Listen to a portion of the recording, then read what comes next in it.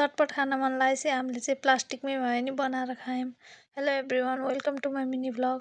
Japan आएको 9-10 दिन हुन लाग्यो नि त, अनि हामीले चाहिँ आज चटपटे खाने भनेर सामानहरू लिन गयौँ। सामान त्यस्तो केही त थिएन, पनि खाने भनेर लिन गएको बाटोमा हावाले झन्डै उडला जस्तो भयो हामीलाई। अनि हामी चाहिँ छिटै आयौँ चिसो भएर नि। आएर चाहिँ हामीले चटपटे बनाउन थाल्यौँ। भुजिया दालमोट चाउचाउहरू चाहिँ हामीले नेपालबाटै ल्याएको थियौँ नि त, अनि मसला नि नेपालबाटै ल्याएको। घरमा आएर चाहिँ हामीले प्याज काँक्रो बन्दाहरू काटेर बनाउन लाग्यौँ। अनि बनाउने तर भाँडो नै थिएन हामीसँग। कराई त थियो तर कराई नि अलिक सानै थियो क्या, अनि त्यही भएर हामीले चाहिँ प्लास्टिकमै बनाऊँ भनेर बनाउन थाल्यौँ सबै सामानहरू हालेर। खान मन लागेपछि यति जुगाड त लाउनु परिहाल्यो नि।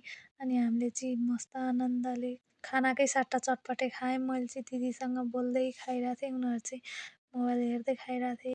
त्यतिकै केही सामान धेरै नहाल्दा नि कस्तो मिठो भएको थियो। दिदी चाहिँ तैँले बनाएको चटपटे नखाएको कति भयो भन्दै थिए।